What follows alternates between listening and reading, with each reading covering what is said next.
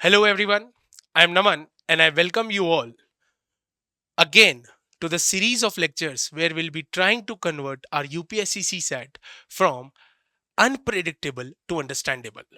So in the previous lecture, we learned about the place values of digits. We all will be discussing some concepts which are very useful for our UPSC CSAT paper.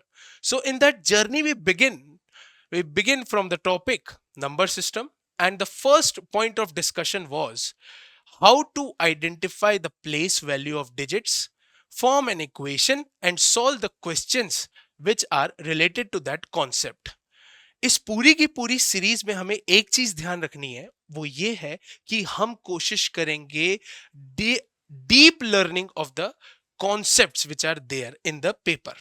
Okay, so number systems में अगला topic जो हम detail में discuss करेंगे वो है division formula and divisibility rules. Again a very important topic, repeatedly it has been asked in the exam. Got it? So we'll be discussing the concept. We'll try to learn the concept. We'll understand the concept, and we will apply those same concepts in each and every questions. These questions are normal questions as well as some of the questions have come in the previous year papers as well. So let us begin with our discussion. So the first point of discussion is our division formula. So what basically this means, we have already discussed it earlier. As I told you earlier that the complete syllabus of UPSC CSAT is nothing but all the concepts that we have discussed till our 10th standard mathematics. Is it clear? So जैसा कि अलग concepts other concepts के साथ है, वैसा इसी concept के साथ भी है. Division formula we have already discussed. This is nothing but basics of division. Division जब हम करते हैं तो इस तरीके का कुछ नंबर लिखते हैं यहाँ पे, इस जगह पे उसको सॉल्व करते हैं, यहाँ पे कोई एक वैल्यू आती है और अगर वो कंप्लीटली डिवाइड हो जाता है तो यहाँ पे आता है जीरो और नहीं तो एक रिमाइंडर. यस और no? So as we all know, first of all we'll be clearing the confusion between dividend, divisor, quotient and remainder. Many a times there is a little bit of confusion in deciding what is the dividend, what is the divisor. Okay, so basically मैं आपको एक बात बता देता हूं कि यहां पे आपका होगा डिविडेंड, जिससे हम डिवाइड करेंगे वो होगा हमारा डिवाइजर. जितने टाइम्स वो नंबर जाएगा वो होगा हमारा quotient. And finally after completion of the division we will have a remainder here. Got it? So let us see what actually is the formula that can be made out from this. अगर मुझे ये dividend find out करना है तो basically मैं क्या कर रहा हूं, let us see with the help of an example. Let's say I am dividing let's say 13 by 4. So what I'll do, I'll see the nearest number which will be there in the table of 4 to the 13. So 4 3s are 12. The remainder is 1. Can I write this down as my number 13 is nothing but I will multiply 4 by 3 and add the remainder.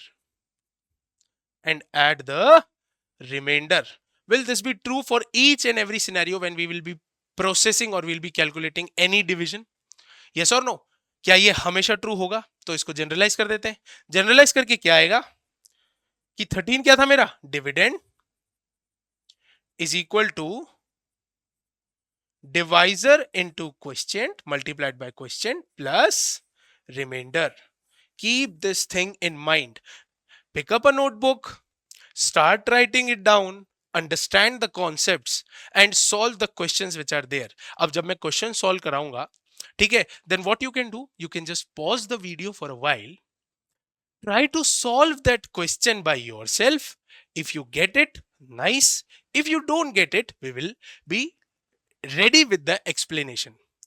So have an open mindset, clear all the prejudice. This is very easy. We'll solve it in a very easier fashion. Okay, so now let us begin.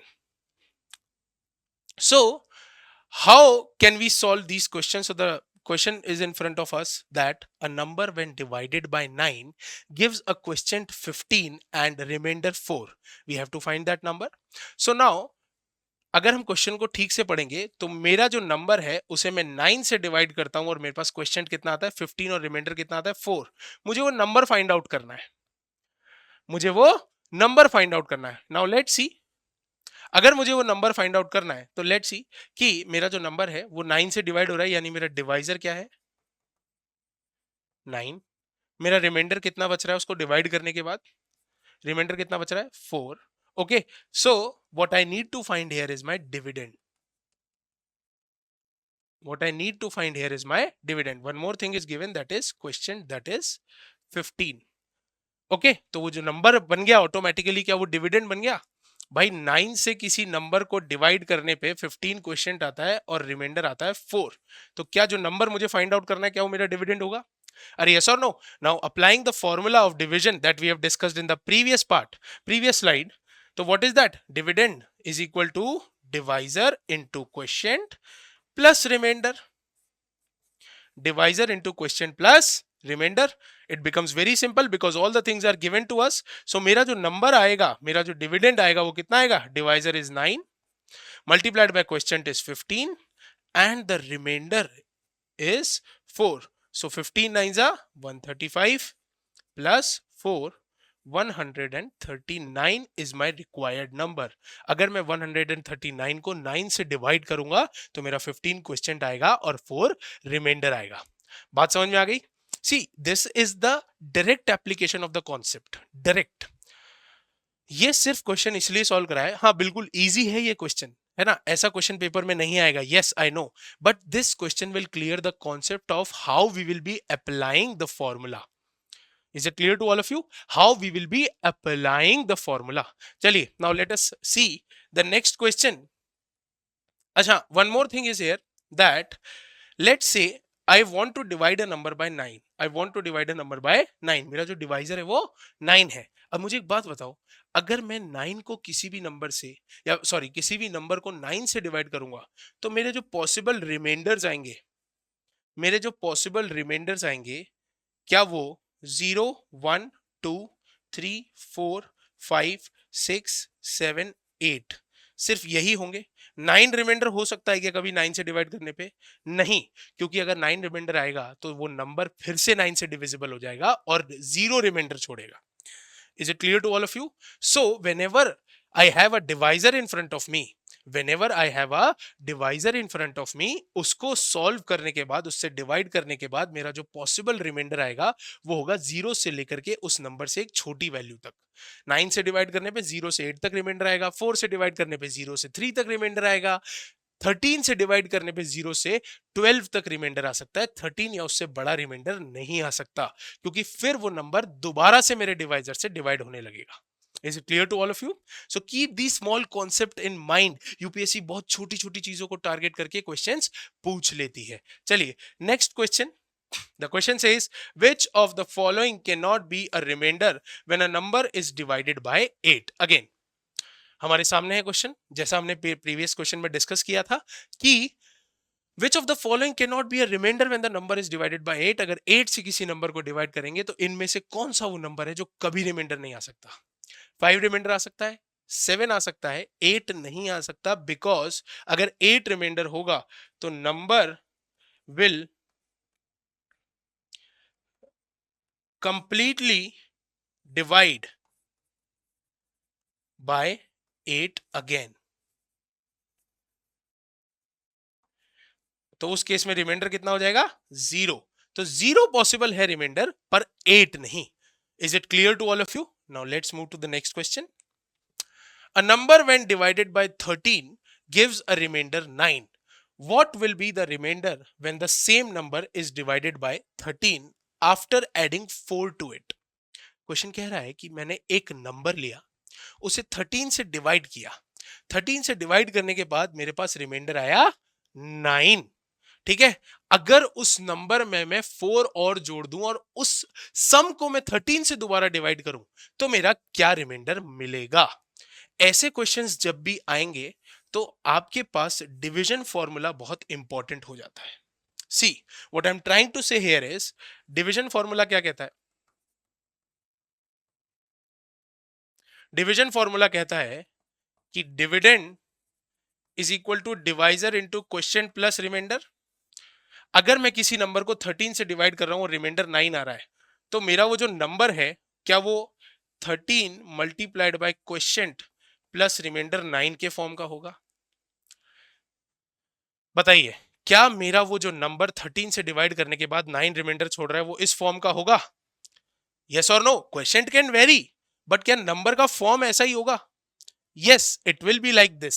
Always it will be like this. Okay. So this is my number. This is my number. Now in this number, let's say मैंने इस number को मान लिया x. अगर इस x में मैं 4 add कर दूं तो क्या होगा? नया नंबर बनेगा 13q plus 9 plus 4 which is nothing but 13q plus 9 plus 4 13. क्या मेरा नया नंबर ये बना? बताइए, क्या मेरा नया नंबर ये बना? यस और नो? अब इस नए नंबर को मैं 13 से दोबारा डिवाइड करूं तो रिमाइंडर क्या आएगा? चेक करते हैं.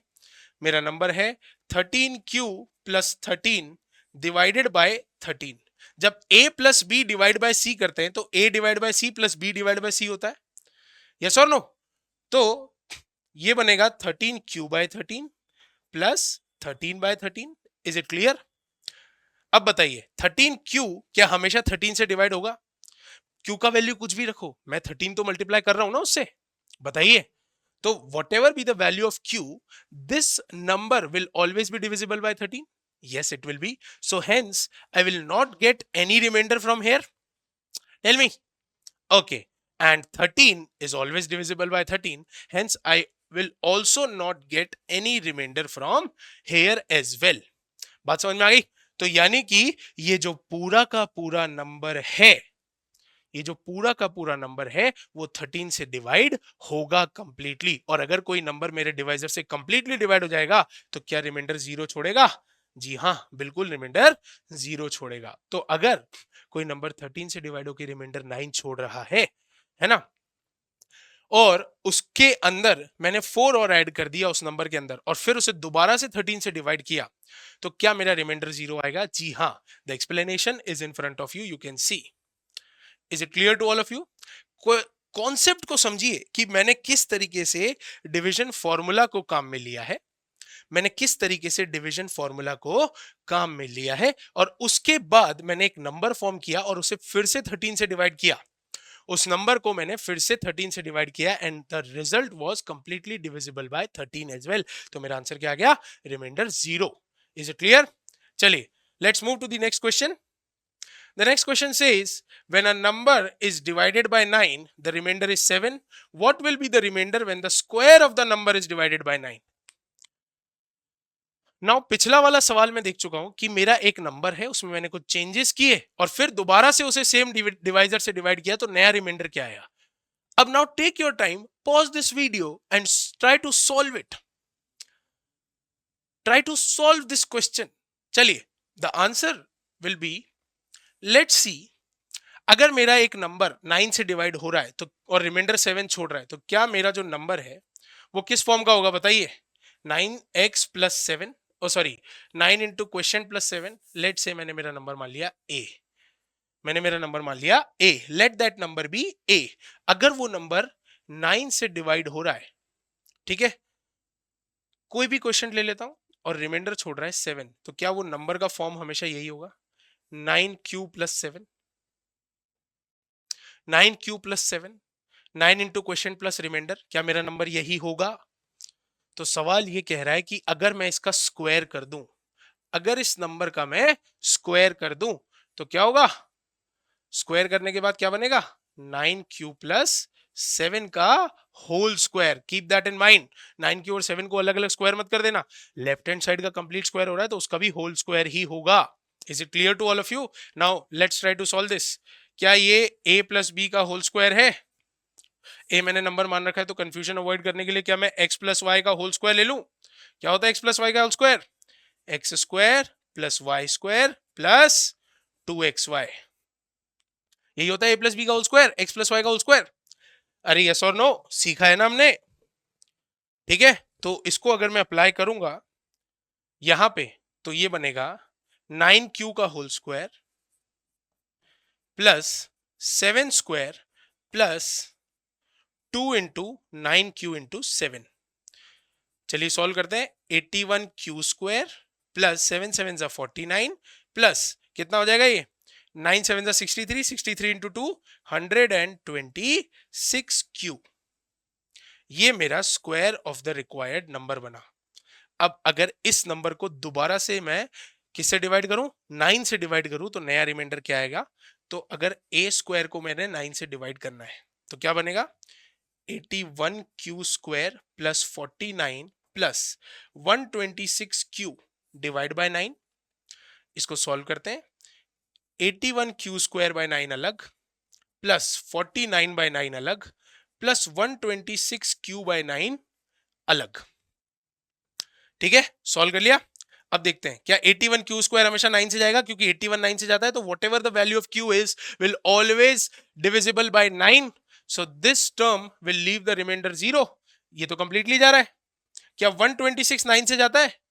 लेट्स सी, 9 1 9, बचा कितना 3, 36, 9 4 36, तो क्या 126 जाता है? तो क्यू की वैल्यू कुछ भी हो, क्यू मल्टीप्लाई हो रहा है, तो 126 into Q will always be divisible by 9 as well.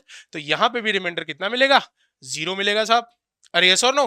अब रह जाता है ये, तो 49 को अगर मैं 9 से डिवाइड करूंगा तो रिमाइंडर कितना मिलेगा बताइए? 49 को अगर मैं 9 से डिवाइड करूंगा तो 9 5 से 35, ओ सॉरी 9 5 से 45, तो रिमाइंडर कितना मिलेगा? 4। कितना मिलेगा? 4। तो इस कंप्लीट नंबर से टोटल रिमाइंडर कितना आ रहा है मेरे पास? 4। सो द मेरा रिमाइंडर कितना हो जाएगा? 4। बात समझ में आई? अरे यस और no? First we will try to form the number and then we will be solving it. अच्छा, now there is one more interesting point which is here. वो ये है कि लेट्स सी कि मेरा एक नंबर है जिसे a number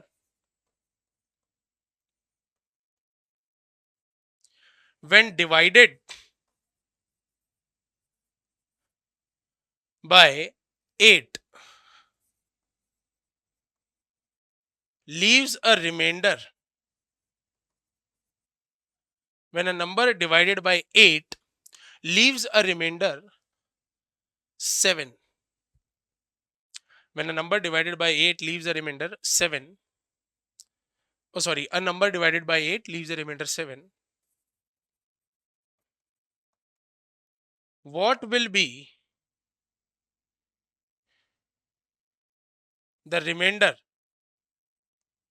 what will be the remainder when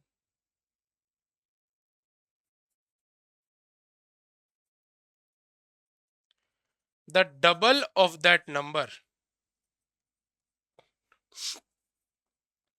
will be divided by, let's say 7।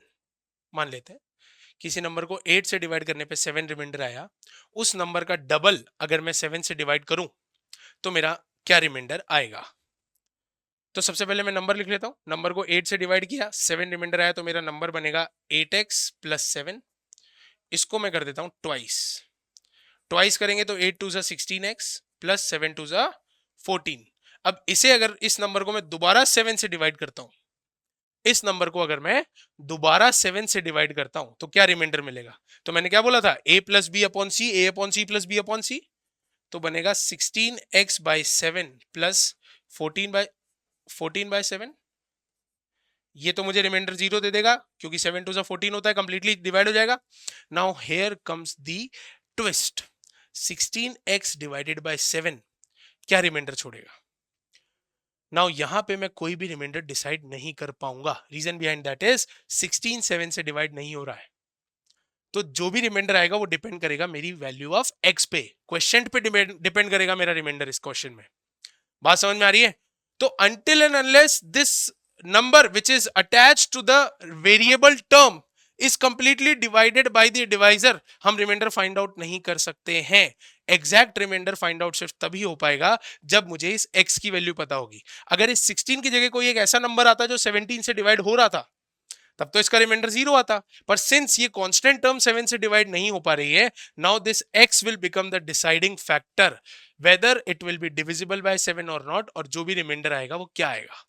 बात समझ में आ रही है? तो ऐसा जब भी क्वेश्चन हमारे सामने आएगा जहां पे x के साथ वाली टर्म मेरे गिवन डिवाइजर से डिवाइड नहीं हो रही होगी, है ना, तो इसका आंसर क्या आ जाएगा बेटा कैन नॉट बी डिटरमाइंड,